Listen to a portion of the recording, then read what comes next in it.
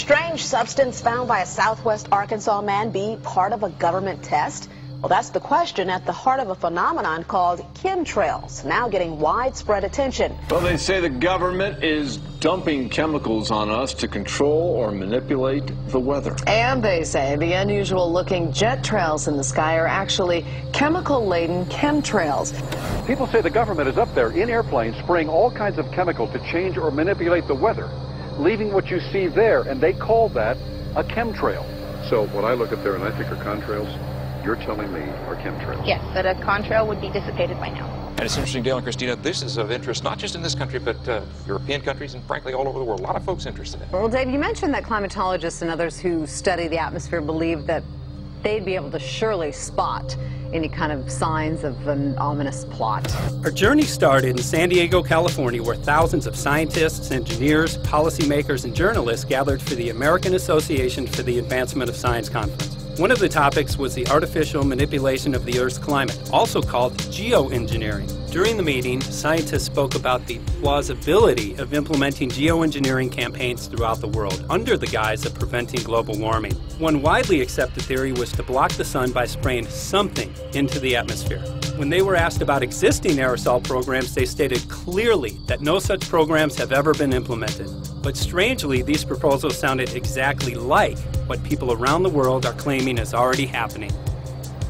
When I found out that the American Association for the Advancement of Science was going to be held down here and the main body of topics would be on geoengineering, I had to come. I had to be in on this. I had to hear what these top climate change scientists had to say. And that's the other question about chemtrails and whether geoengineering is being deployed right now without our knowledge. I don't have any personal insight into that, other than to say that I worked in government at pretty high levels in the White House and in at state government. I'm personally skeptical of that. But obviously you never know what you don't know. Chemtrails. On the internet, they are cited as proof of the government creating clouds to combat global warming. They claim the American government, with the secret approval of the national government, is covertly using jet aircraft to spray population centres with aluminium, with barium and with strontium so as to reduce people's immunity and reduce the global population. I'm always a little bit suspicious because the government doesn't seem that capable to do something on such a large scale. That is not rain, that is not snow. Believe it or not, military aircraft flying through the region is dropping chaff. Small bits of aluminum, sometimes it's made of plastic or even talicized paper products, but it's used as an anti-radar issue, and obviously they're up there practicing. Now, they won't confirm that, but I was in the Marine Corps for many years, and I'll tell you right now, that's what it is. And what happens here, military jets, some come out of Key West Air Force Base, and they move off into the atmosphere, and they drop mylar strips. Some could be a little wider, some are small glass fibers that are coated in aluminum. And what the Air Force does is they take their military jets and they dump these out of the aircraft, they fall into the atmosphere, and some take as much to a day to fall down. This is inevitably military or something going on. The government, the Air Force, you see this kind of a pattern like this, you can rest assured there's something going on. They're actually little bitty magnetic and little bitty strips of, whether it's aluminum. Well, it's a nuisance to you and I to determine what's real and what's not, but it looks like it is a life-saving operation there from the military. The apparent motive behind this conspiracy theory is one world government. Order, I cannot hear. Mr. Speaker, I want to assure the House that both my ministry and my colleague, the Minister of Health, who have received correspondence on this issue, that this conspiracy theory does not have an iota of truth, and that the trails observed from aircraft simply come from jet engines. Question number 9 of order. And I think what an appalling example it is of the new Foreign Affairs spokesperson for the Labour Party that she's spreading conspiracy theories about the United States government. The House has heard sufficient. It is called geoengineering, fighting global warming by putting a chemical dust in the atmosphere and reflecting harmful radiation back into space. We take geoengineering to mean deliberate, large-scale intervention in the Earth's system. There are a variety of schemes that have been discussed for geoengineering. A classic example is injecting reflecting particles into Earth orbit. Nevertheless, there might be some good reasons to think about alumina. It turns out, first of all, there's been a lot of work on the environmental consequences of alumina in the stratosphere. The big deal really is that alumina has 4 times the volumetric rate of forcing for small particles as does sulfur. And that means you have 4 times less surface area for the same rate of forcing. And this is a much bigger deal. You'd have roughly 16 times less the coagulation rate, and that's the thing that really drives removal. So you could get away, we think, with much smaller mass fluxes. So that's why we see things like in the used aircraft patent from '89, they talk about aluminum. And that's why we're seeing in the surface water samples aluminum. And here's David Keith saying that aluminum has 4 times the reflective volume surface area. So they'd like us to think that we're talking about sulfur, but here they slipped up and let it out that aluminum is 4 times better to achieving their ends, and it sounds like it's going to be one they don't want us to know the effects of. The little picture is from a nanofabrication study, which shows you can make very high quality, and do this in just a jet in a very simple way, make high quality alumina particles just by spraying aluminum vapor out, which oxidizes. So it's certainly in principle possible to do that. There's a big literature that's already looked at that. And you could do that by either building new versions of these aircraft or even re-engineering existing aircraft. So there's some ideas of that. So you go to an engineering firm and you want this done. They don't say this is hard or unusual. They say, okay, yes, we could do it. Aerosol geoengineering looks like it is so cheap that the cost is basically not going to be an issue. That means that implementation decisions will be risk-to-risk decisions. The risk of doing it against the risk of not doing it. And it makes the problem of how we govern it fundamentally harder and different and novel. So I've told you that it's cheap to deliver materials to the stratosphere, and I'm convinced that's true. I don't think that will change. But I think the more we do research, the less easy this will look, the more complicated the environmental effects will look. And that's a good thing, because right now it looks too easy. So I think that if we do more research, we're likely to find out that it's harder and more complicated than we thought, and that the side effects are harder to manage. And that's a healthy outcome that will make it easier to do the management. Of course, the opposite reaction is possible. It's an empirical question, how people will actually react to knowledge about this. Another reaction is to say, if these crazy scientists are so concerned about putting CO2 in the atmosphere, they want to think about these things, then that might actually mean we should be more serious about the risks of CO2 in the atmosphere. And by the way, it's not really a moral hazard, it's more like free riding on our grandkids. And by the way, it's not really a moral hazard, it's more like free riding on our grandkids. Numerous air quality studies, including from CARB, California Air Quality Resource Board, have named submicron-sized particulates as being particularly harmful for human respiration. Through all the discussions today, I have not heard any mention of this fallout, and has this been studied, and also the effects of a highly reactive metal like aluminum on toxifying soils and waters? The question is, what would be the effects of these materials on human health if they came down into the stratosphere, in particular small particles and aluminum? So the collaborators of mine working on the aerosol scheme are actually folks from Carnegie Mellon who focused on human health impacts. And while we haven't published it, that was the very first thing we did, was do the order of magnitude calculation in level pencil and paper, but with an expert on human health impacts about whether there could be an issue. And for aluminum or other particles, there are a lot of toxicological things that need to get looked at seriously. But if you're just thinking about the sheer number of particles and the human health impact of small particles, the answer is, well, we haven't published it. That was the first thing we looked at with some of the leading experts who do epidemiological research on human health impacts, and it's not even close to being an issue. Clarify, so 10 megatons of aluminum dumped into the atmosphere would have no human health impact. So let me be more careful here. We're to separate out the toxicological. So the alumina, we've only begun to research and published nothing. Alumina, we've only begun to research and published nothing.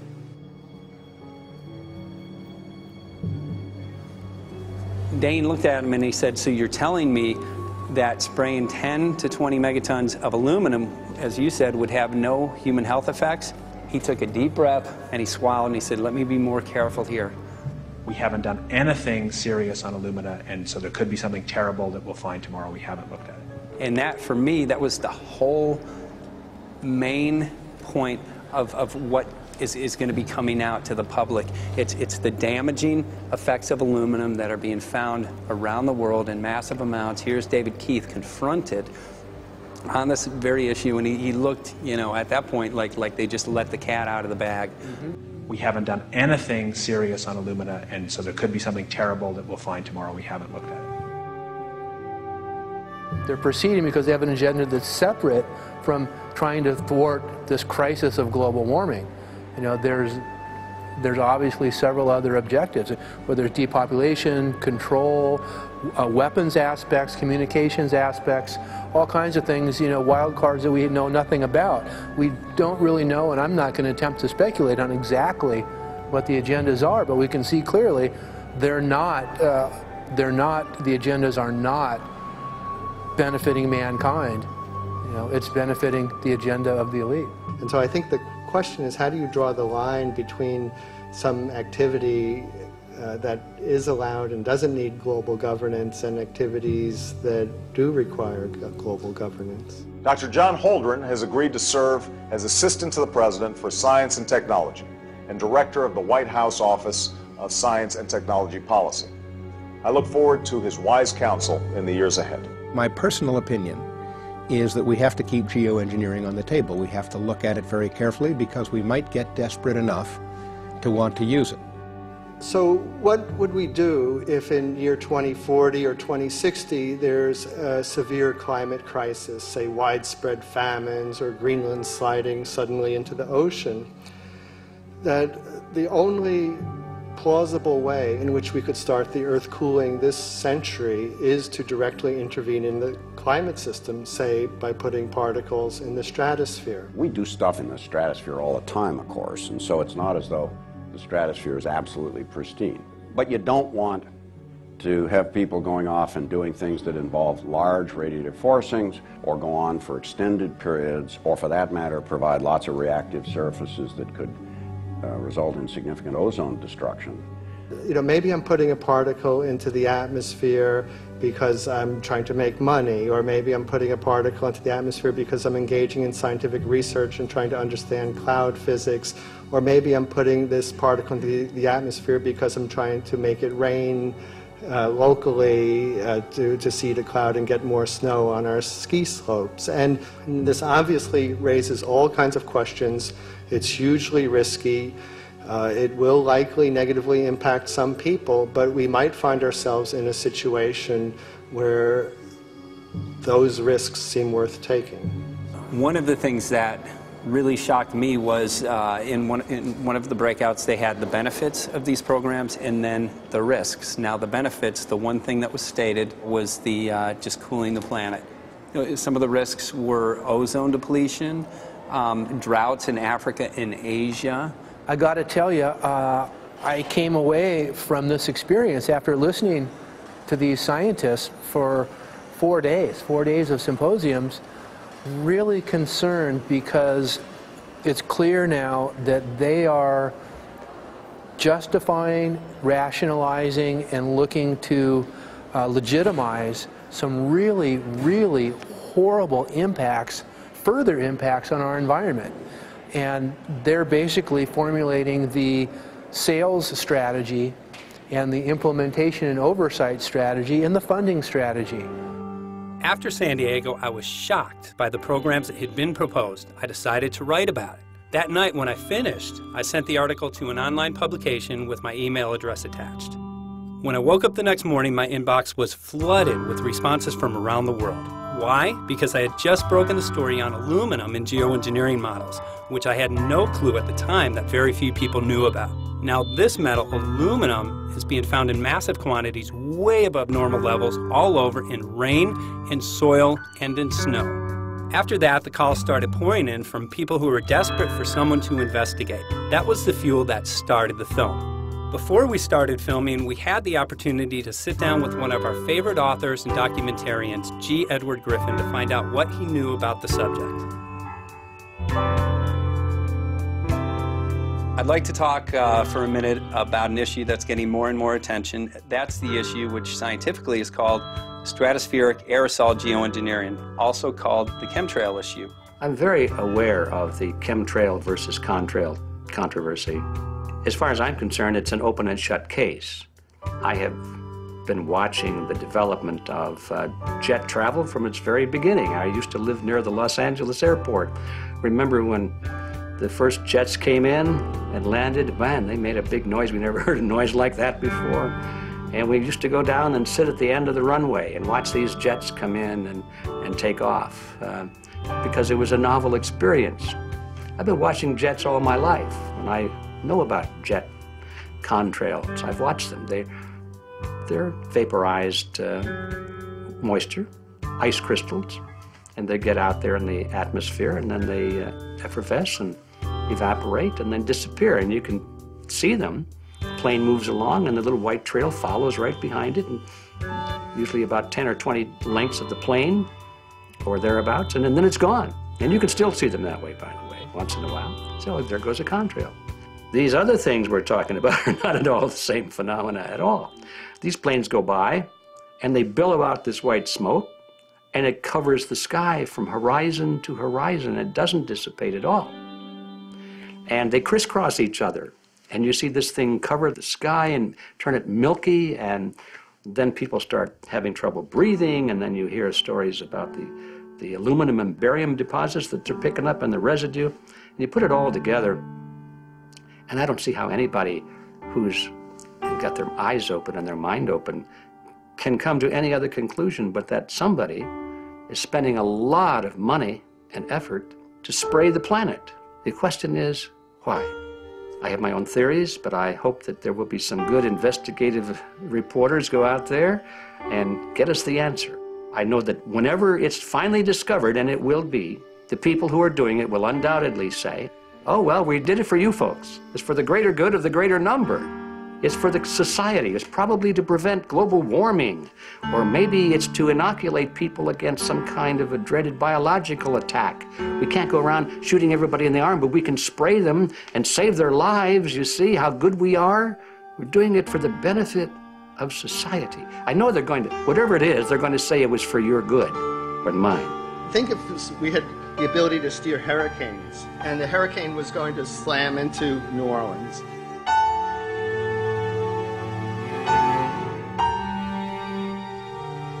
And let's say you could steer it so it would hit Mississippi instead, where for 100, that means I would be willing to more or less kill 18 Mississippians to save 1,800 New Orleanians.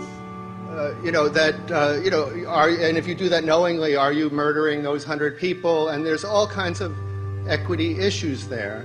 Now, also, we might be wrong about our steering, and if we didn't do the research right, maybe our steering would intensify Katrina and even kill more people in New Orleans. And so this question of how do you develop the confidence to know that your intervention will reduce overall damage, and then how do you deal with the understanding that you might be damaging some people who wouldn't have been damaged before while saving people overall?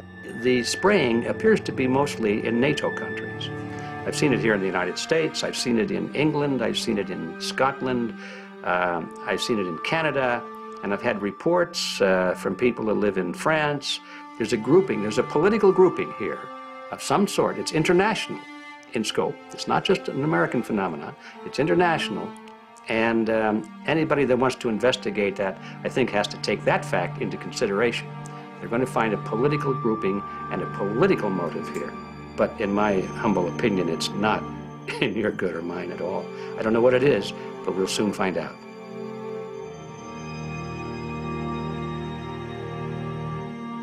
I'm sure that if you follow the old advice, which is follow the money, you'll come to the answer sooner or later. Soon we realized that we all shared the same need to get this information out there, to share with the public, to let people know what is being done. Ed felt so passionately about the issue, he offered to help us. Well, the main thing now, since it looks like the budget is going to be met, is to get it done well. We don't come off the tree knowing any answers at all. Yeah, we're not scientists. We're just asking questions, exactly. And we've got to be very skeptical about the answers. That's it's totally accurate, totally honest. Why can't people see this? They're not hearing it. They don't know. The facts are not being presented. We're very lucky, you know that? Look at this opportunity that's been dumped on us. I know. Opportunity. It's, well, this, It really is. It's, This is going to be a battle, I know that. A challenge and a battle, but I mean, why are we here if it's not for that? Can't go to get hold of Morrow, so it's going to be you for the moment. I'll call him again. So. Sounds good. I saw the sky crisscross with chemtrails, and I can't remember if it was in LA or if I was on the road, but I had looked up one day and I thought, look at that. That's not the flight path, man.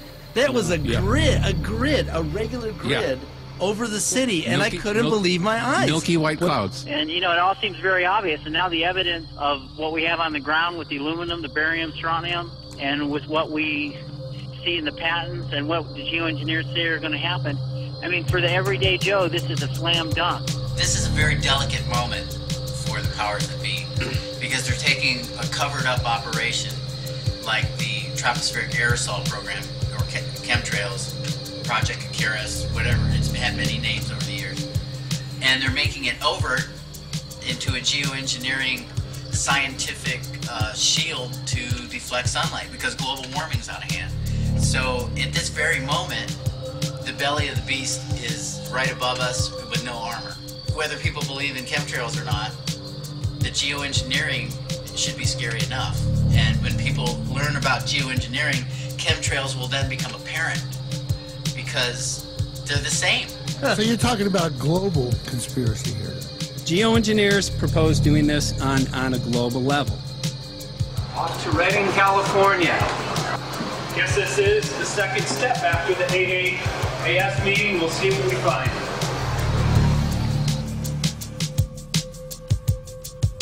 Right here in Northern California at Dana Wigington's house. He owns over 2,000 acres overlooking Lake Shasta. He told me about some of the challenges that they're having up here. Let's go and talk to Dane. We'll see, you know, what's going on his property. We'll see what he's going through and also what action he's taking based on the test results that he has.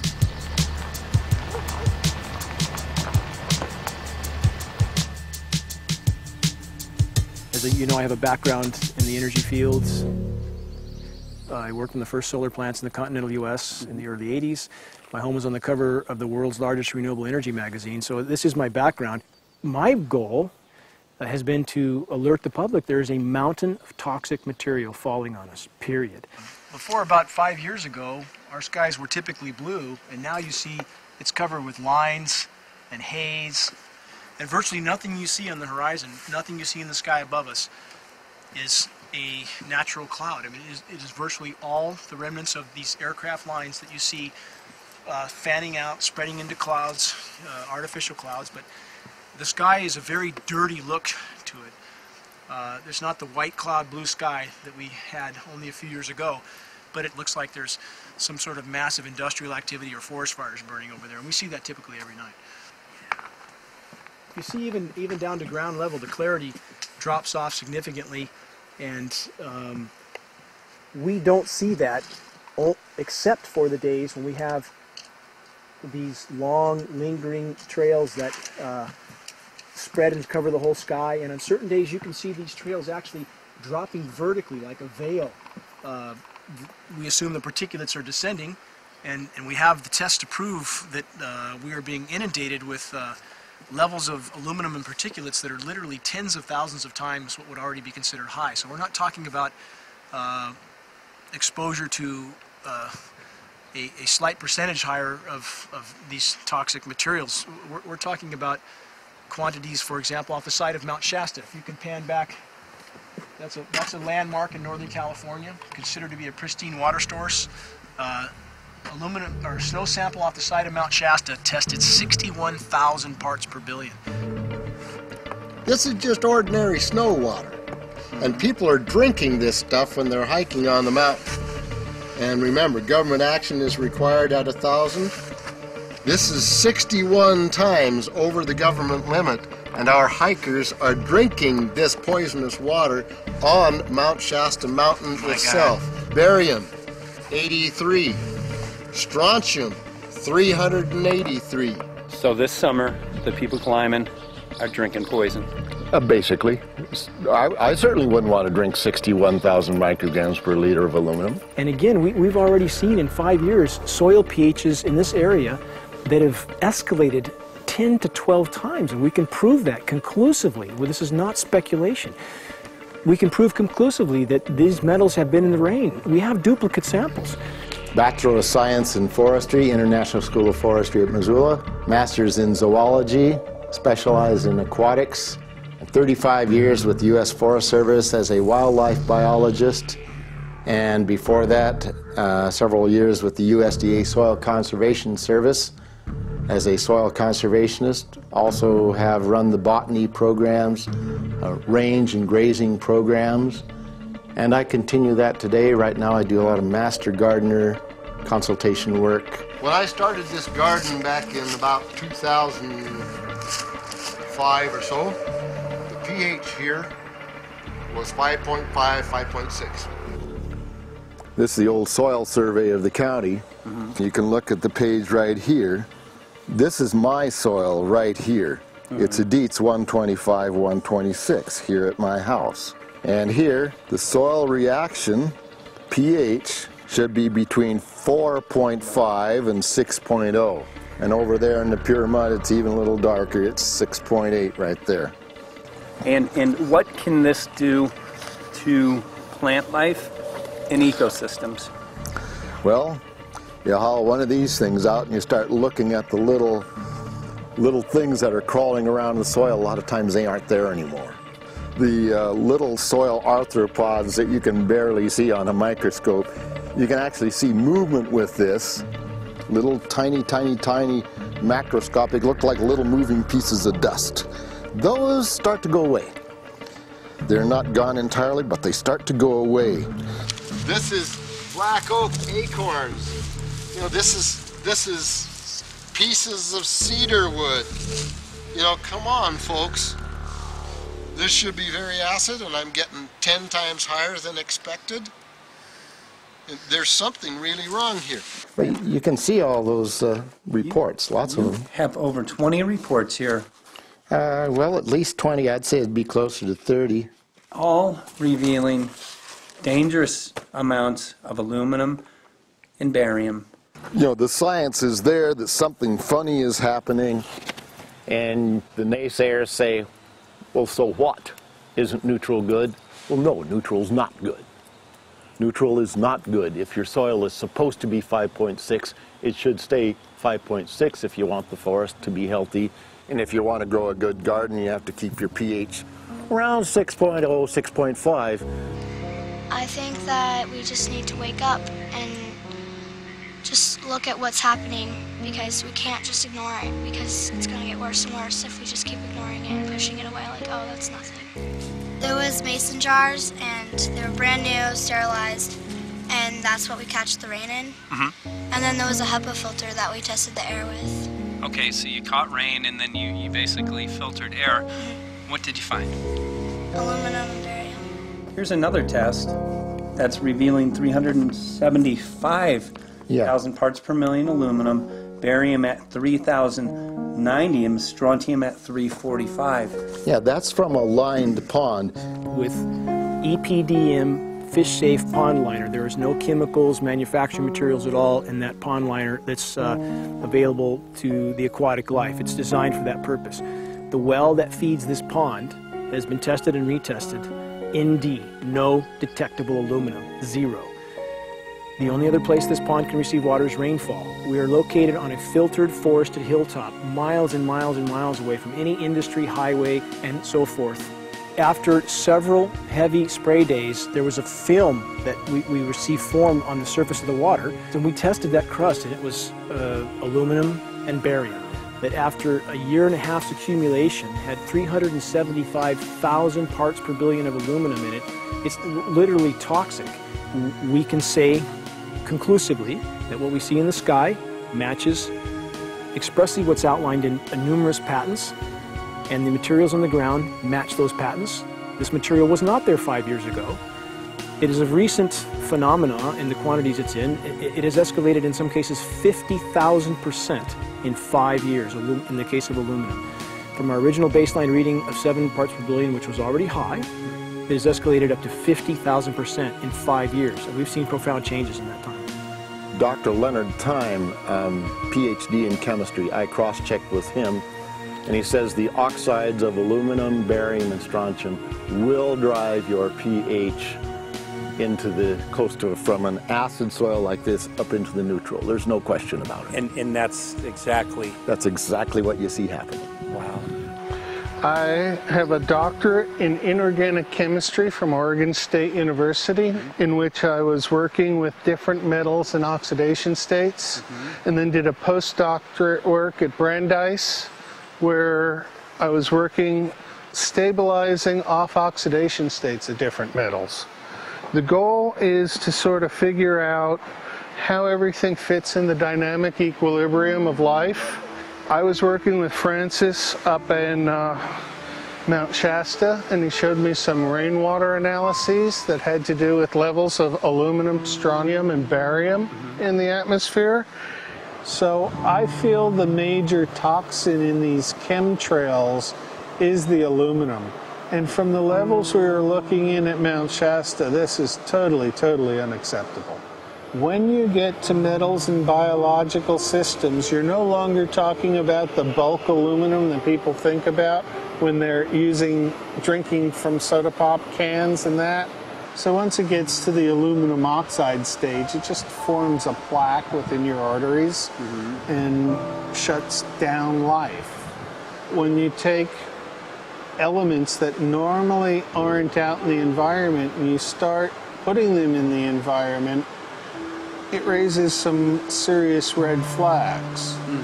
Aluminum is a very specific, nasty and biological systems.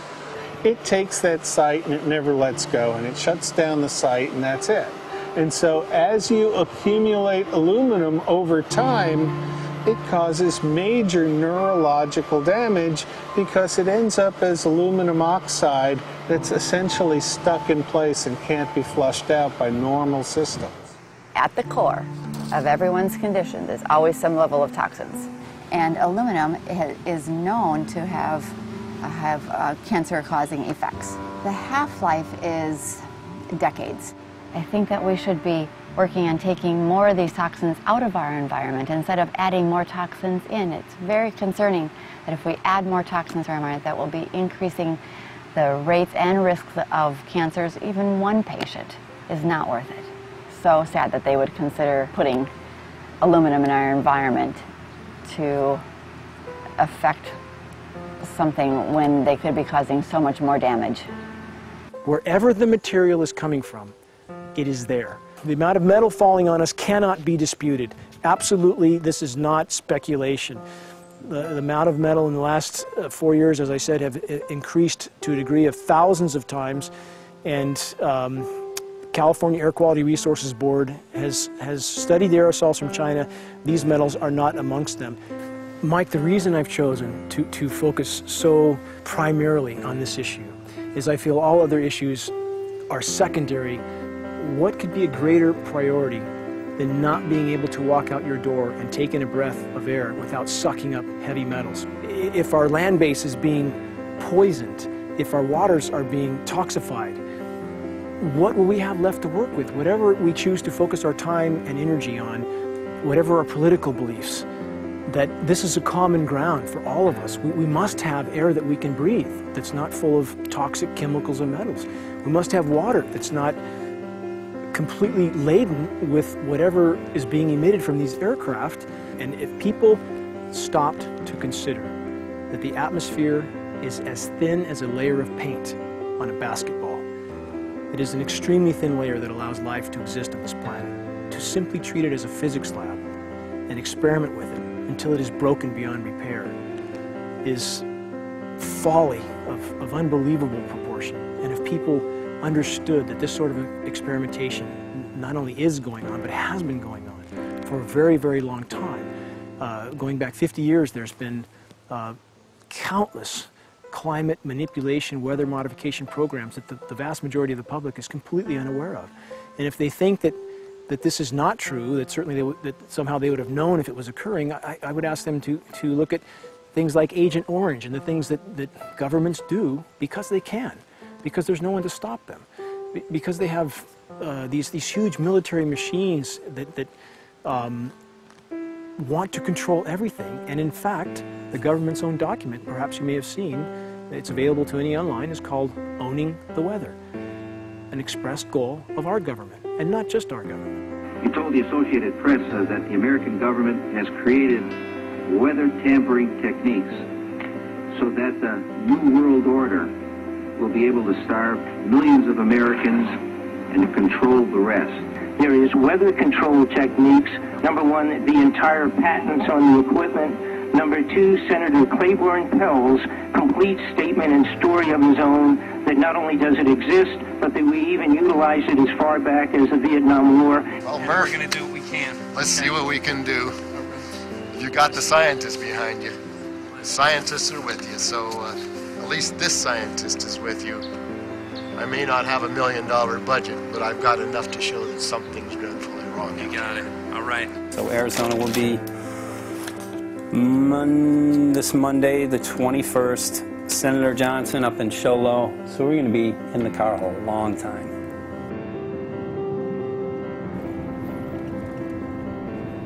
Well, it is such a pleasure.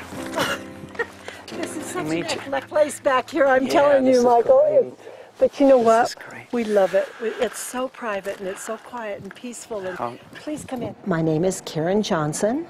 I served in the Arizona State Legislature for 12 years. I was in the House for 8 of those years and in the Senate for 4 of those years. When you see a plane fly overhead, there's a trail that leaves the end of that plane, and it goes from one horizon all the way to the other as the plane flies across, and it begins to filter out and cover more and more of the sky in kind of ripples. It widens out and fills the whole sky. I mean, how could anybody think that that was the case? And then to live and to be underneath that and know that whatever is in that is falling down upon you and upon your animals and upon the earth. And I mean, it's frightening to me. And if people don't start really waking up and facing the fact that we've got people that are doing terrible things to us, and we had better wake up and fight back now. I mean, I'm the mom of 11 kids. I've got 35 grandkids. I mean, I've got a stake in this. I care about what is going to be left for my children. I care about it, and I'm extremely worried about what is going to be left to them.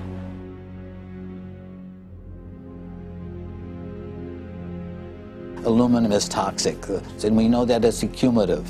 And we know that we're getting more. So we're absorbing it in the air, we're drinking it in our water. So we are accumulating more. So the thought of more aluminum being dispersed in our environment in the way that you mentioned is very frightening to us and very disturbing to us.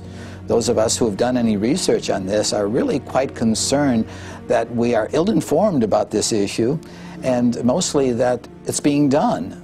Aluminum is toxic. We know that it is. We can debate as to the amount of toxicity that is going to be disturbing the body, but as far as really accepting the fact that it's accumulative, it's synergistic, then we have to conclude that it's not a good idea to put it in our atmosphere, especially when we know we're getting increased amounts, and especially since we know that the scientific communities around the world are pointing a finger at the heavy metal toxicities, at the toxicities that we're absorbing in the day-to-day food that we eat and the air that we breathe. The concern is off the charts about why is this happening? Why is this being allowed to be sprayed continually all over the United States, all over the world? Who is paying for this? I mean, the incidence of Alzheimer's has just skyrocketed, which evidently has to do with an accumulation of aluminum in the brain cells. I mean, I think almost every family has been touched by a member as they get older having Alzheimer's. And it's a horrible disease. And to say that, well, this just came because people drank soda pop out of aluminum cans, you know, when my father passed away with Alzheimer's and he didn't ever drink soda pop, you know, that explanation doesn't ring true with me. And so I'm wondering, how much did this chemtrail spraying back in the Illinois area affect him?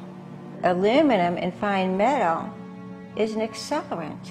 friend who's a firefighter up in Pine, Arizona for 20 or 30 years says that the wildfires now that they're fighting are way beyond anything they've seen before in intensity.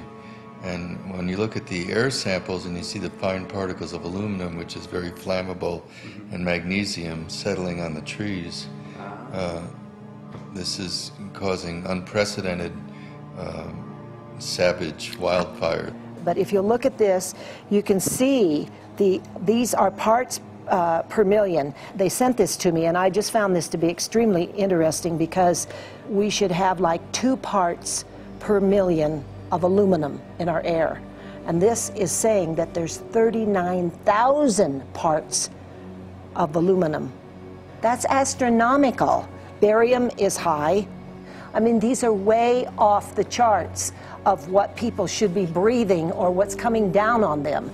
And, you know, if people wonder why their health is deteriorating, why they're having to go to emergency rooms, why they can't breathe, you know, why they're getting Alzheimer's, this has been planned.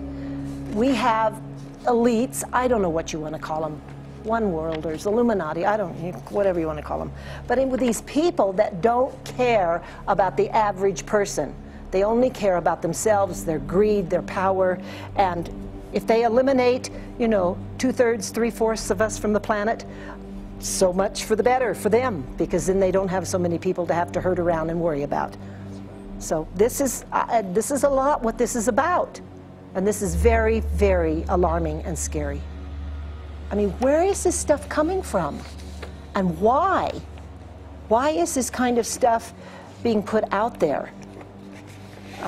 You know, I've heard different explanations about, oh, we need to cool the planet, all this and that. But if people are up there trying to cool the planet, why do they need all this kind of stuff in it? The explanations just never have really rang very true. And as I'm setting up the equipment, she looked at me and she said, all these trees here are dying. And I said, what? She says, all these trees in here are dying. So I thought, well, I'm going to test for aluminum, because that's one of the key things in the programs that we're talking about, and titanium. And I took some of this bark sample and tested it, and it came back positive with aluminum and titanium. Then I started traveling around California, noticing the same thing. In Lake Tahoe, there was a lot of the same type of bark, all through Sacramento area and Davis. Just about everywhere I went, I was noticing this silver-white bark. What I think is happening is these chemicals are getting down and destroying the roots. And then as they come up, they're going out into the bark. Those 2 right there are the ones that are just, it just hurts so bad to see these 2, because look how old and big they are. We probably lost 40 trees right here on our 10 acres. Every week, every other weekend, we'd see another tree that was beginning to die. And I mean, it's just so sad, we just cry. And to think that that might have something to do with it, along with their other explanations, would really, really frost me. Every time you lose a tree, you know, it's not good, it's just sad. And there's another one over here in this little group of trees here. Don't you feel better when you stand up and fight than if you crawl down in a little hole and go to sleep? You know, I mean, my gosh, people, your families are out there, children are out there, your grandchildren. I mean, you've got to do something to help.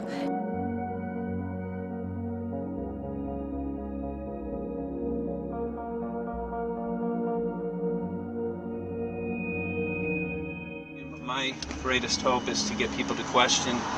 And hey, if they don't wake up while we're there, I'm hoping to plant some seeds. We're going to the most beautiful place on the planet, Hawaii, to see what's going on, collect some data.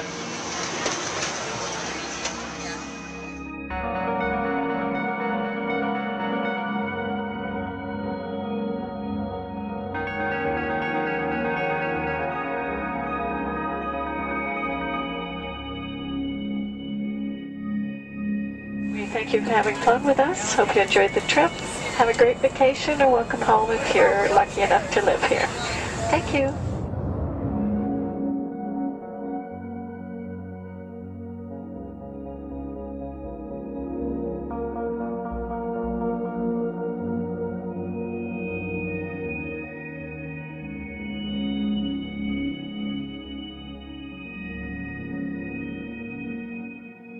The whole valley's off the grid, so it's either solar, wind, or generators.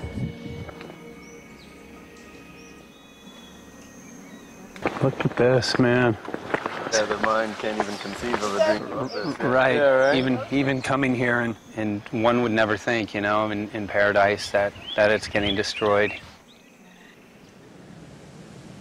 And they're doing it island style. They do it off the island, right? They do it off the island, so they don't, you know, you don't see the chemtrail airplane. The theory is that they're spraying offshore, and It's coming in on the... and it's coming in. Now these are coming from the west. They're also spraying on both sides today. A lot of this stuff is actually chemtrails coming this direction. There's material that's blocking. We should be able to see to the horizon, you know, where the Earth curves, because we're high enough and we have the ocean, right? So we should be able to see. We should be able to see the Big Island. It's only 30 miles away. And you can see it's not a blue sky behind it. That's the key. It's all, you know, has that kind of weird looking blue, like silver blue, I call it. And this is a nice day.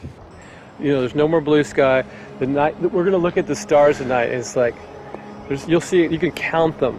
There's so few stars at night now. There should be hundreds of thousands of stars, and I can count the stars. There's like one here, and one planet here. It's like, you might see, some nights you'll see 100, some nights you'll see 10. This is what concerns me, this kind of stuff right here. It's just soft. Okay. This just comes right off, this bark. That's not natural. For I've seen hundreds of thousands of coconuts, and I've never seen it falling apart like that. Look at this, you guys. I've never seen anything like this. I used to trim trees all the time on the Big Island. I've never seen anything like that. That's why I'm concerned. Not an easy task that you have here on the island. I could see the skepticism because it is so far beyond anybody's reality. It's amazing. It's just amazing to try to look through somebody else's eyes. Like my eyes, I can see this, so it's like night and day. And other people, it's just the illusion is just so deep. What do you think would happen if everybody awakened to what was going on and what the plans were of geoengineers? I think they'd have a revolution in Hawaii. If people really understood what was going on. What's your concern for, I know that you love the land here. What's your concern about the chemtrails? Well, that we won't be able to live here and grow our own food. And that our health is going to be compromised. Do you think it already has been? Yes. And the thing is that they're doing it every day here, every day. So it's hammering, micro doses every day. And then, of course, it's getting in the environment, and of course, it's weakening the plants.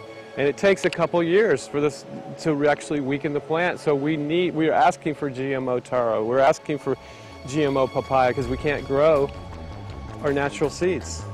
We can't be sustainable. We can't truly, you know, be here as God created us to be. So my friend convinced me to do a hair analysis on my daughter. So we went ahead and cut close to her scalp and got some really recently grown hair and sent it in. I was just sure that my daughter's hair was going to be so clean with the lifestyle that we live. And lo and behold, it came back and her levels were really high in aluminum. This is the chart here. This is the reference range, and this is where my daughter is, 23.1. Aluminum. The skies are covered with a white mist, and I look up at night anymore and I don't see the deep, dense stars that I used to, and I can't help but think this obviously has something to do with my daughter's health. I don't know where else these heavy metals are coming from. Yeah, I mean, look how old she is. Yeah. She's been isolated here. Here, and she's... here. Anybody looking at the situation would be like, this is paradise. This child should be like superhuman. Organic farm. And here you are getting all this heavy metal stuff. She has highest level aluminum on the chart. Never had a vaccine either. Folks, these people are playing God. They are playing God. They're manipulating the weather and they're spraying stuff into the sky. They are trying to geoengineer everything, including your plants and trees and your ocean. Well, tonight, we're just hoping that instead of not looking at it, you'll start looking into it, because I really believe from the bottom of my heart that we are in a real crisis. I really do.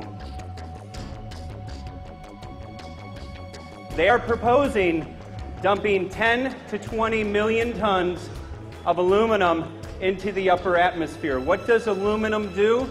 It changes the pH of soils, which is toxic to plant life. Also, it's very toxic to human health.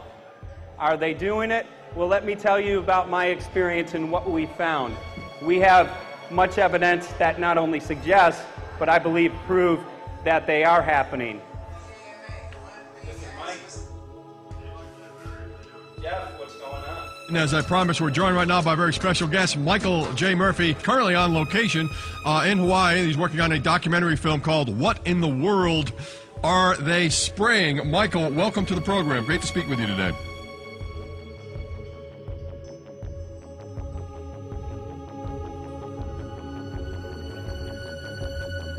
I had a friend who recently, he's always looking at things from a different perspective. He's a bit of a conspiracy theorist, you know, and he says that whenever the president comes to LA, there's no spraying that week.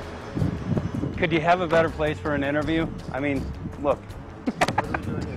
Well, this is being done over our farms and over our things. So basically, they want to eliminate our ability to eat organic food, have clean water. So in some ways, it sounds to me like, and you know, again, it's just a projection, but it sounds to me like this is control. How do we control the masses? Yeah. How can aluminum be good for you in any? And what was the second chemical you mentioned? It's barium. Barium aluminum. Obviously, those are toxic to everything.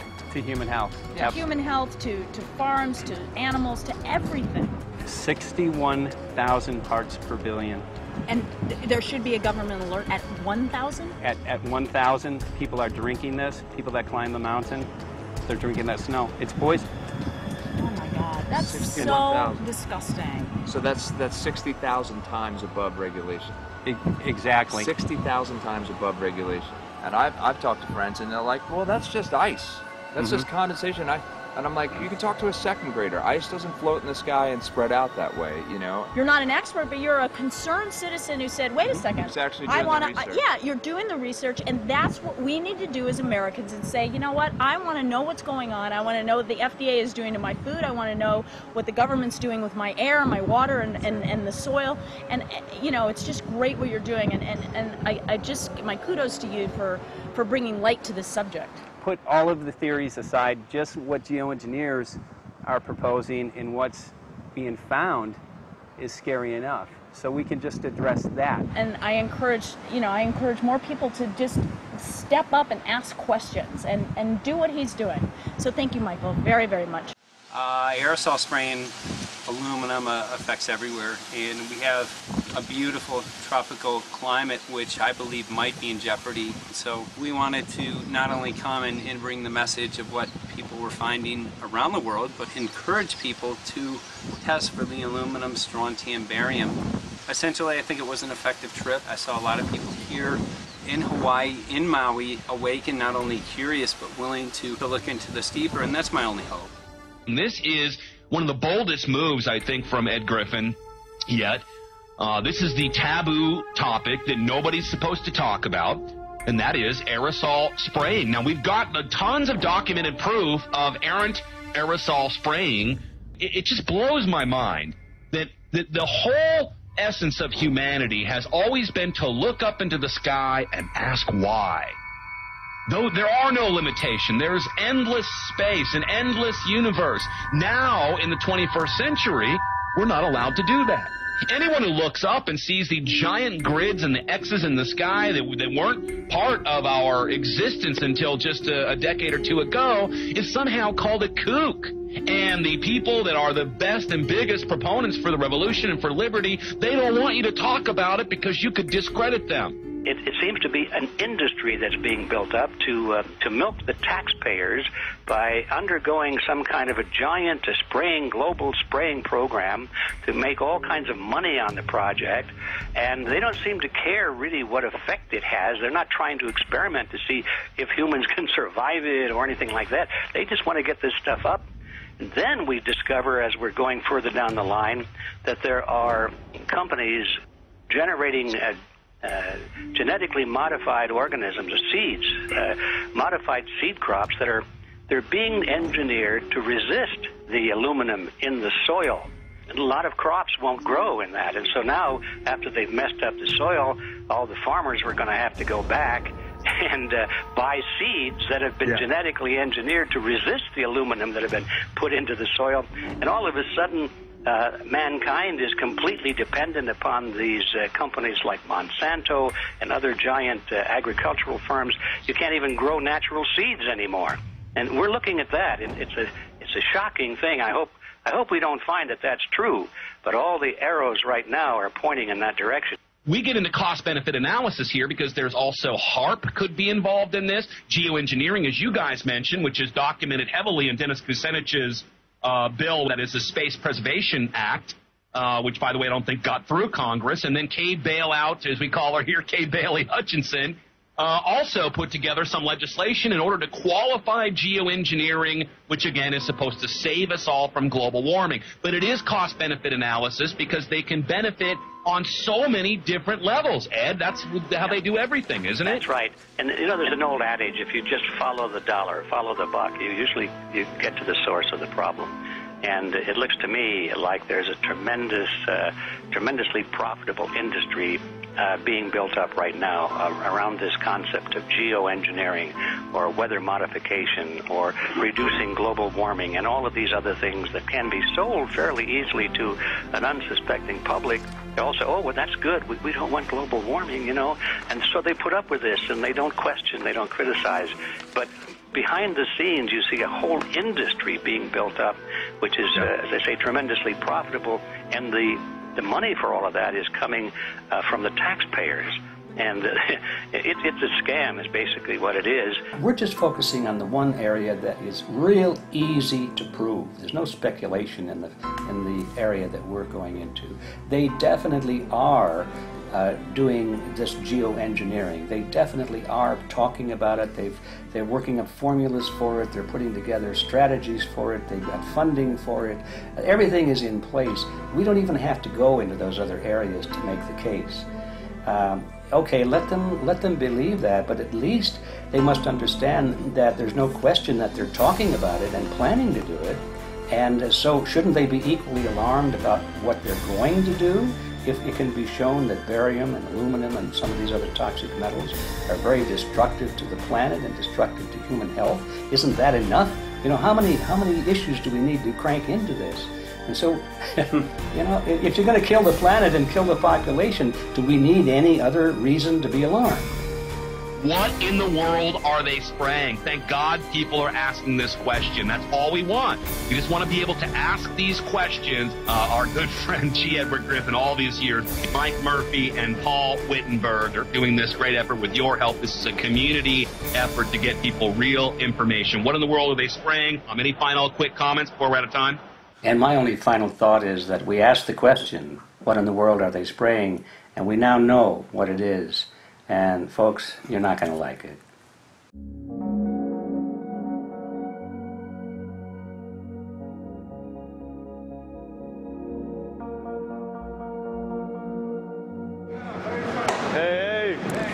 I'm Peter Vreke. I'm from Belgium. I'm 54 years old. I can't believe it myself. I'm a very happy and grateful person.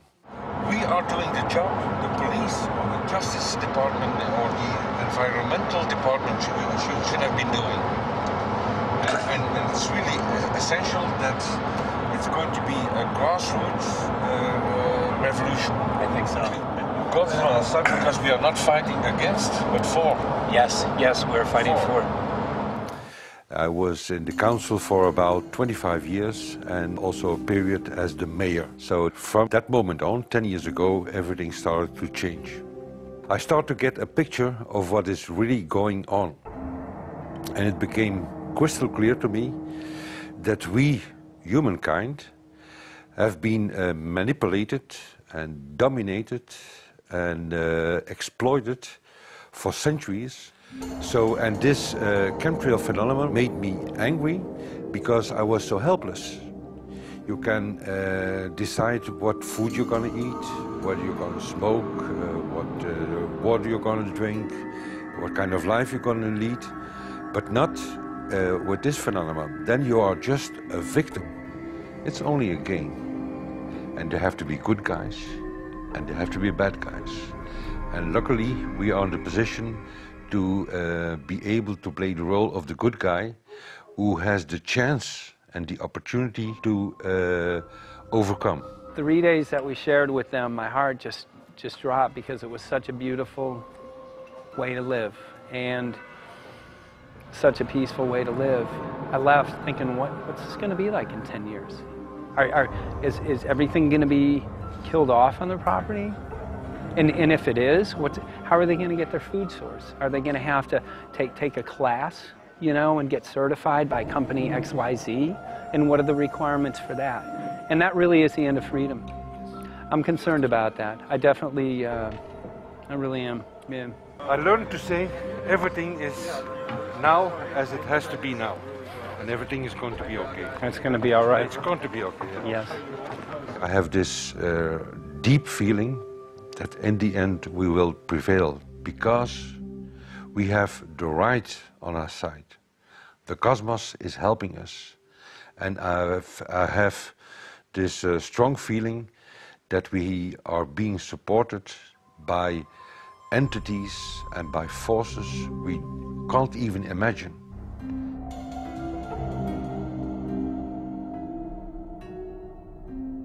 Here for the first time we have this scientific proof that we are being spread. We are being spread, and it's incredible and it's hard to believe, but we are being spread. I think at this moment to stop is not an option.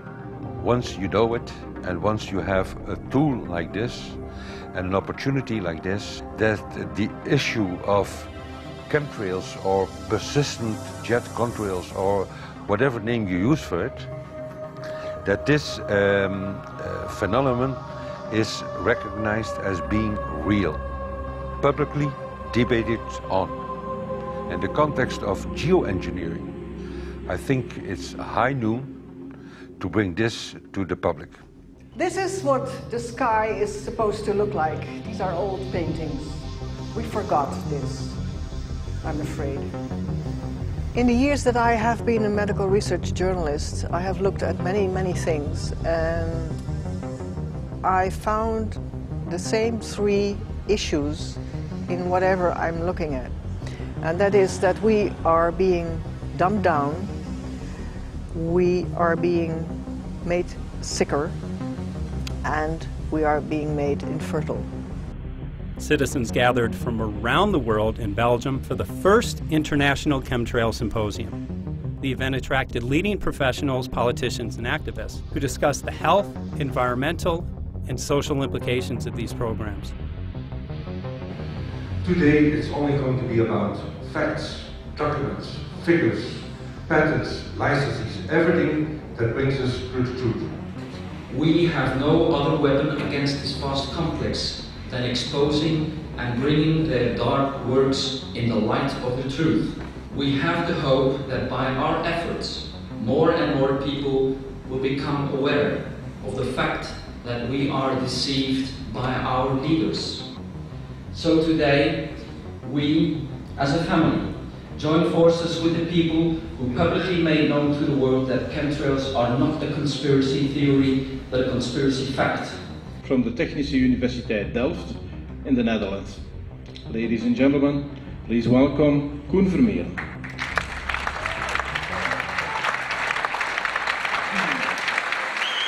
Well, I'm Koen Vermeeren. I'm a university professor of Delft University of Technology. Usually people are with their heads to the ground in their own two-dimensional space and they don't look up. But if you do, you see more and more spaces like this. And it worried me too. I have no explanations to our students about these phenomena. And then I studied it myself and I found out that I couldn't give them the answers they wanted, because I think that the phenomenon is not natural. It's not natural what is happening, and the explanations that are given to us are not enough for me. If you look at them from a scientific point of view, the first thing a scientist does is trying to explain something. Because I'm smart and my students are not as smart yet, so I have to give them answers to questions. But if you ask most scientists honestly, they cannot answer all your questions.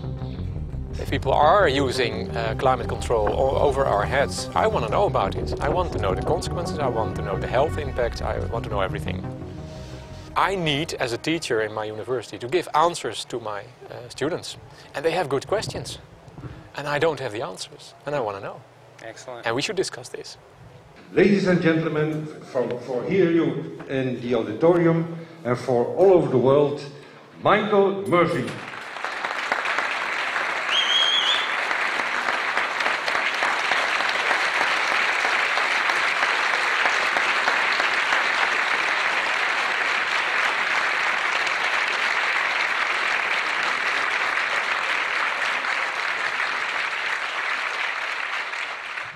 Well, thank you very much. It's definitely an honor to be here in Belgium. The people who are in power control everything. They control the markets, they control us. Now they're even controlling the weather. And they can use that for warfare applications. The one thing that they cannot control is what God had originally made, and that's natural organic seeds. This is called the Hegelian dialect. It's called problem, reaction, solution. The problem here is massive amounts of aluminum, things starting to die. The solution is Company X that says, hey man, you're not getting yields on your crop. Everything's dying. But I got the solution. I got a seed that will grow in this environment. The only problem is now you have to start buying from me. We're a little concerned that maybe part of this agenda could be to kill off anything that's natural and organic and re-engineer it with aluminum-resistant GMO seeds.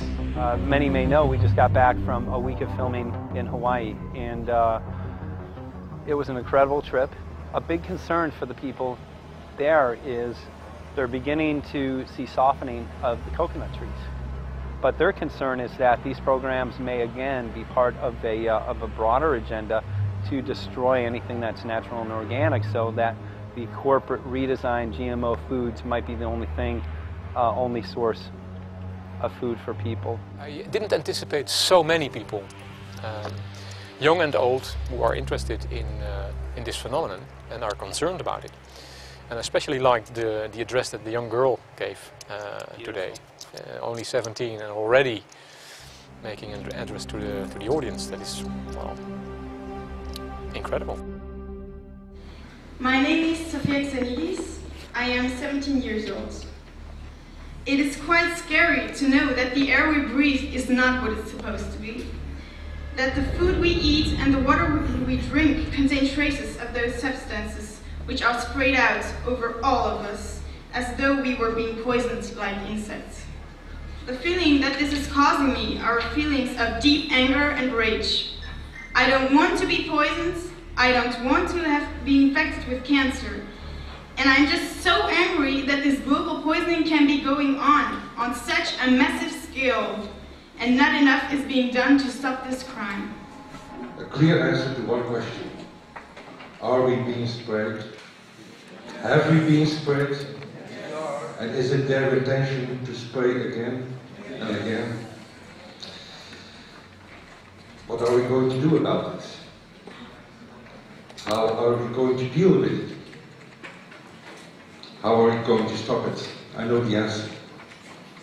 There is only one person who can stop it. And you know it. You are.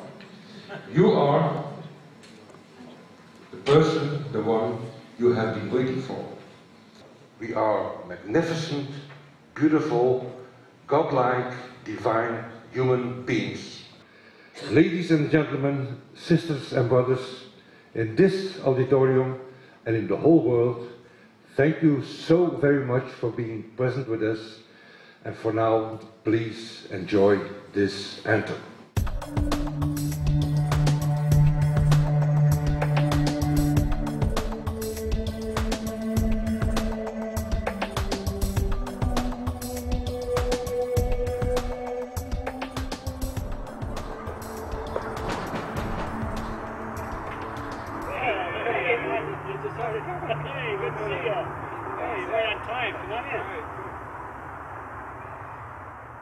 So, anyway, I'm glad that the weather's been good for you fellas so far. Just think if we were doing this in the wintertime, you might, if you're going to Washington, D.C., you might run into snow. Thank God we're not. That's right. You know, it's interesting because of the different weather modification programs. There's something like, I think, right around 32 in the continental U.S. alone going on. So the theory is that geoengineering is in part weather modification. You know, Mike, that's a very good point. There are so many subsets connected with this issue of geoengineering. People are writing to us all the time with information about the connection to global warming, the connection to weather modification. Some people think there's a connection with Morgellons disease.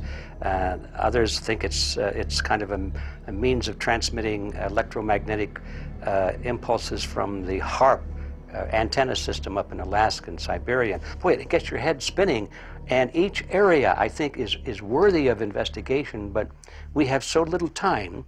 I think it's wise for us to stay focused on just the aerospraying and the toxic effect of these chemicals and the destruction of the planet and the damage to human health. What more do you need than that to convince people that we have to put a stop to it? So to stay focused, I think, is our mission on this one.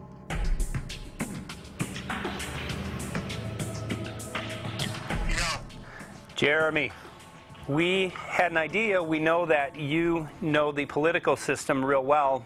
Our idea was this. We have a ton of data and information that we've collected throughout our travels, and you know, we really think a good way to end the film would be addressing this to elected officials, some of the senators. So we were wondering this, if you might be able to come and kind of help us out and perhaps show us the way in how to get this done politically. But it sounds like a really good idea, and I'm also going to get to, in terms of researching who it is that we should really focus on talking to about this.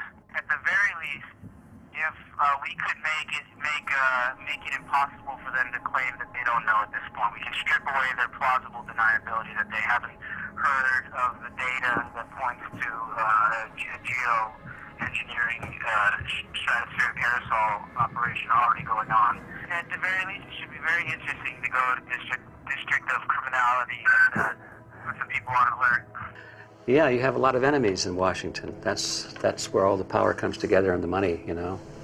So there are people there, I'm sure, that just don't want us to do this job. But I'm glad you're going, and you'll find out.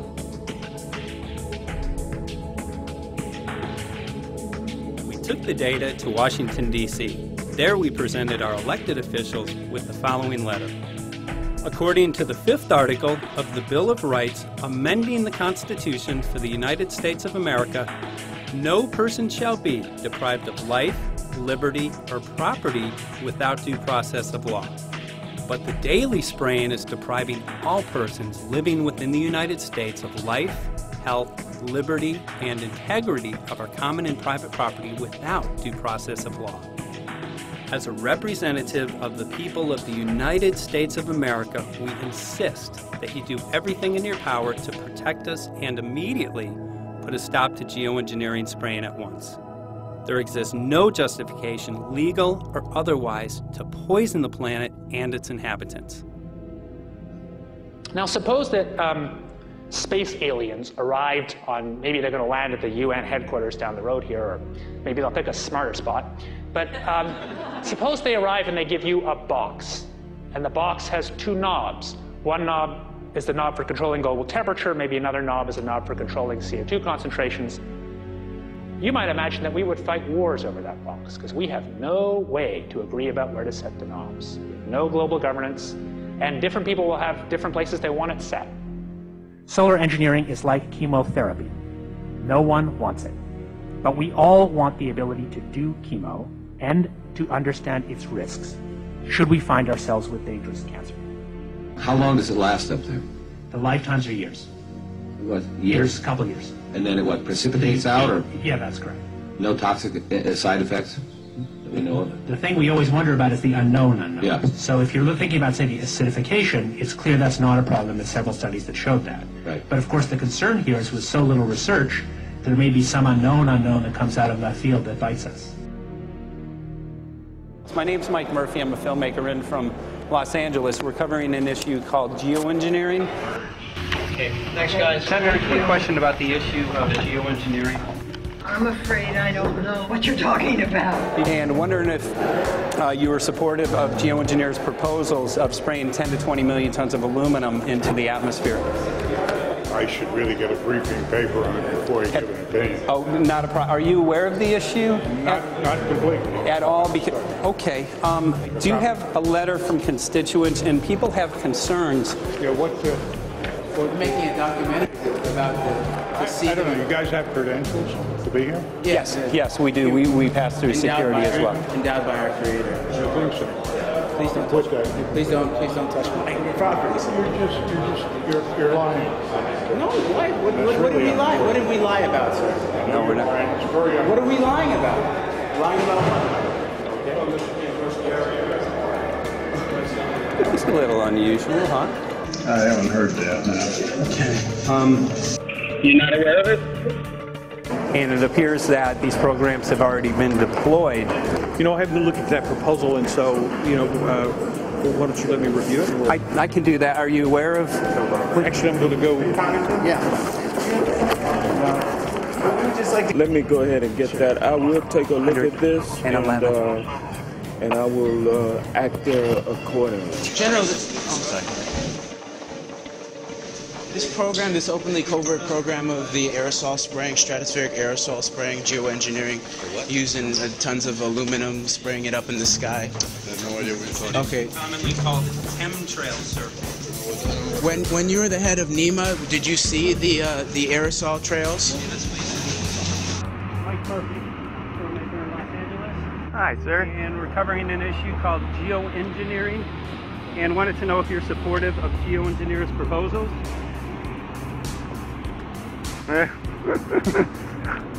Congressman? Hey, Congressman. I'm wondering if you're supportive of geoengineers' proposals, which is dumping 10 to 20 million tons of aluminum into the atmosphere. Pardon? Okay. You make an appointment to my office. I'm not supportive of it. I haven't looked at it close, so I don't. Have you heard of the issue? Because it's becoming mainstream in public, and there are actually congressional committees which are being formed to talk about these programs. Mm-hmm. Yeah. Well, I think when we drop anything into the atmosphere, we should know prior to the effect of that, right? Yes. And if we don't have the knowledge as to what the effect will be, we shouldn't do it. I think there are 4 different options for thinking about deployment of geoengineering. The first one would be we just ban it. I would argue that one does not want to get too firm a restriction in place on small-scale studies early on because it'll tie the science hands. I think what the science community ought to be trying to do is say, you do small-scale stuff inside this space, and it's a scientific question what that space ought to be. There shouldn't be a lot of oversight and restriction. Congressman? Excuse me. Hi, I'm Mike Murphy from Los Angeles, covering an issue called geoengineering. These guys are running from the geoengineering issue. I wonder why. I'd have to talk to my staff. I don't know what your details on that are. Have anyone made you aware of the issue, or?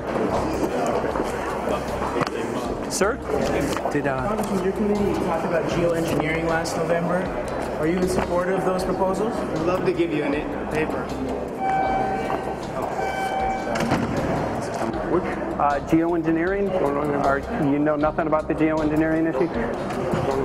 practice. Never heard of it. They call it geoengineering, but... yeah, I never heard of it. It's nothing I've ever heard anything about. I mean, when we looked up in the air today outside, you can see we saw this stuff going on. Quickly, have you heard of geoengineering? No. The proposal is to shoot 10 million tons of metals into the air. This committee, Science and Technology, covered it for the first time. No. No, I've never heard of it. So we were very concerned. How you doing? I'm fine. So what? We spoke with Congresswoman Watson's office, and her press secretary, Ms. White, was familiar with Representative Kucinich's Space Preservation Act, which mentioned chemtrails and the weaponization of the atmosphere in space, and then it was pressured to be taken off the bill. Did you see the aerosol spraying going on today over the Capitol? Congressman? Geoengineering carries with it a tremendous range of uncertainties, ethical and political concerns, and the potential for catastrophic environmental side effects. He's not one to do interviews very often, so not unless we usually really pressure him into it. Okay. So don't, all that is, don't hold your breath. As chairman of the Committee of Jurisdiction, I feel a responsibility to begin a public dialogue and develop a record on geoengineering. We want to know if you're supportive of their measures by spraying 10 to 20 million tons of aluminum into the atmosphere? No, I think we need to have more research. Okay. And about the issue of current deployment, there's literally a mountain of evidence that many people believe proves the deployment of these programs. Any knowledge of that? No, there's certainly not a mountain of evidence. But I do support research into geoengineering, and I also support looking into the international governance of that. Okay. I hope anybody that has studied it knows, at least I think, that it's a radical proposal, and I hope we don't have to use it, but there may come that point in time where we do. Now, if we could provide you with the evidence that suggests that these programs are and have been ongoing, would you be willing to address this publicly? We've had about 3 or 4 hearings on it. We have addressed it publicly. Well, not about the proposals, but about the current deployment of these programs. Citizens. I don't support the current deployment. I think we need to have more research, and they have consequences that go beyond one nation, and so I think that there needs to be governance to that. Governance is not simply an issue of deployment, but governance before deployment in terms particularly of large-scale scientific fieldwork. I concede that on this subject and in general, it's not popular to talk about global rules. And when these people started talking about the need for UN Security Council oversight, a supranational environmental security enforcement with a strong mandate by the UN, it really is clear that they're looking for a global power behind the manipulation of the environment. But I do think it needs to be sort of an international kind of treaty that does tie and bind all nations into a common fate. It is a common fate. And unfortunately, it's not just big governments that could do this. It is small governments. It is billionaires probably could figure, I'm going to save the world all by myself, and I won't bother to mention it. How do we decide when there's a planetary emergency? Whose hand is on the thermostat? How do we decide when to start it? There's no way to do that right now. And what if we do start doing it, and then by some problem with the technology or with the will, we can no longer do it? In a year or two, the aerosols will come out of the atmosphere and temperatures will shoot up at a rate much faster than it's going up now. And it's that rate of change that's hard for us to adapt to. So once we start it, we'll be sort of locked into doing it for a long, long time. And so that, and with basically no end in sight. Boeing would pursue this to make a profit, right? I mean, there's financial motivation to do this. Let's see. So let me not speak for Boeing. Is that allowed? Okay. Yeah, well, it is what it is. No, but someday, if the U.S. is going to decide to do this stuff, they're going to look to a company who can do it, and you want to be positioned. Boeing would rather be get it than Lockheed Martin. So certainly we have an industrial base that helps the country take on technologies and large-scale challenges like national defense. And we do that both for a profit motive as well as, I think, as a national service. So I think it would be truly disastrous You know, we discovered a few years from now that there was a black program that some government had stood up to sort of learn on the quiet how to do this. It's pretty clear you can cool the planet, but you will not and cannot bring it back to exactly the same climate state you started with. So you may or may not, and I expect we'll have a lot of back and forth about how useful it is to ameliorate the risks of climate change. I think there's a good evidence it probably is useful, but we don't know. But it certainly can't get you back to exactly the climate you started with. I think everybody agrees with that. Do you think you'll see deployment in our lifetime? Let me say I hope not. Al? I would agree. I hope not. I hope Very not. preached. Okay. I see this as something like an evacuation plan. You know, that you build big dikes. Maybe that's the emissions reduction to try to keep the flood from wiping you out. But that if that flood should come, that you'd like a plan for what to do in the event of that catastrophe. So I see these options more as a catastrophic response option and not as a way to reduce risk of everyday climate change. You would advocate mitigating consumption of beef as a means of accomplishing your objective? Yes. How would you suggest going about that? You can't. I mean, it's your job to decide what to tax and what not to tax. Obviously, if you wanted people to behave differently, you give them incentives and disincentives for behavior. But I'm sure that's the answer you wanted to hear, Mr. Smith. If only my time had not expired. Thank you, Mr. Chairman. Because there's literally aluminum and barium contamination found around the world, believed to be from these programs. Like, look, today over the Capitol looks like they're deploying some type of aerosol. Did you see it? No, I didn't, but good to see you. In a James Bond scenario, some rogue rich guy puts some airplanes in the air and seeds the clouds. What is to prevent that? Okay, are you aware of the issue? You do it through the... Are you in support of those proposals? What is your take? I don't know anything about it. You're not. I've got a chair here. Okay, we'll give you a letter on that. Yeah, this is a letter from constituents. Okay, great. Excellent. And many people believe that these programs have already been deployed because mass contamination has been found. Geoengineering programs, stratospheric. Got it. Yeah. Spraying from airplanes. Okay. So what is happening? People from around the world are finding contamination. Let me take care of this and I'll talk to you when I come back. He's here. Thank you very much. We see that even though we might make the average temperature of the planet about right, the rainfall patterns change some from today. And some places become warmer and some places become cooler. So there are going to be winners and losers in this geoengineering activity if we were to do it. But nevertheless, as David has said, there are reasons why we might consider doing it. Many people are deeply concerned about it because of the toxicity of aluminum, and it has been addressed to Congress in various committees. Would you take a look at a letter from some of your constituents addressing the concerns? Excuse me if I go. Okay. Can I give you a letter from constituents? Are you aware of their proposals of dumping? Gotcha. Thanks. Well, I'm not familiar with it, so I don't know what they're doing. Okay. Well, geoengineers are proposing just that, dumping aluminum and barium into the atmosphere. Why would they do that? Aluminum's a precious metal we can use. Well, the stated goal is to actually cool the planet. However, there's a... Sounds strange. Right, exactly. So they're proposing dumping these metals into the air to block the sun, essentially. We're here to just find out what members of Congress are. I hope we would have a strong hearing on that before we decide to do something. I would hope so. And there's plenty of evidence that not only suggests that these programs have been deployed, because we're finding contamination of aluminum and barium on the rain, snow, and soil. Okay, thank you. Thank you. LA County has seen a 200% increase of Alzheimer's over the last decade. Tons of ground and water samples showing high levels of aluminum all around our state. Why don't you give me all the information you have?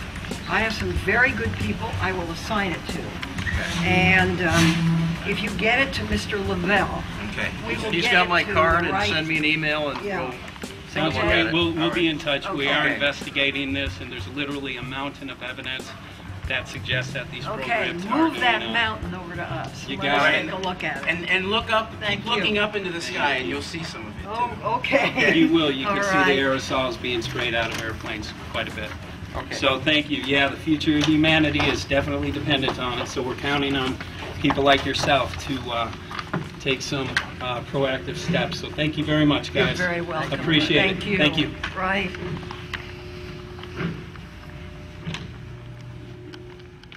A lot of Congress was running down the hallways to avoid answering any questions, looking for doors in the hallways. So apparently the war is against all of us, and we're all in a hostage crisis. People who took an oath to uphold and defend the Constitution are not only know this is happening, are participating in this. And all of us have a duty to stand up and speak out about it. Why is the water being contaminated? Why is the soil being contaminated? Why are aluminum-related diseases going up? And it's affecting all of us, and thus we all have the duty to stand up and speak out and get educated and stop this. For our own sake, for our children's sake, it is a crucial moment in history right now. As human beings, we need to decide whether to live on our knees while being sprayed and poisoned every day, while being under a continual threat, or whether we are going to stand up and live as free human beings and seek truth, justice, peace, and freedom for all of God's children. So as you can see, we're ending our film here in Washington, D.C. We've made many public officials aware of this. Most of them either denied any knowledge of this, or they simply were unwilling to address the situation with us. So as you can see right behind the White House, we do have aerosols behind us. The spraying has continued. What is the solution? Is the solution here in Washington, D.C.? Clearly, this is one of the solutions, but the solution is not only here, the solution is within you. This issue affects all of us so deeply. So you need to look inside. Please get active, get involved, start spreading the word with growing awareness. About 90% of the population, we believe, is unaware of this issue, which means 90% of the people who normally might do something if they knew are not doing anything because they are unaware. So please look into your heart, use whatever skill you have to get the word out. The future of humanity is dependent upon it.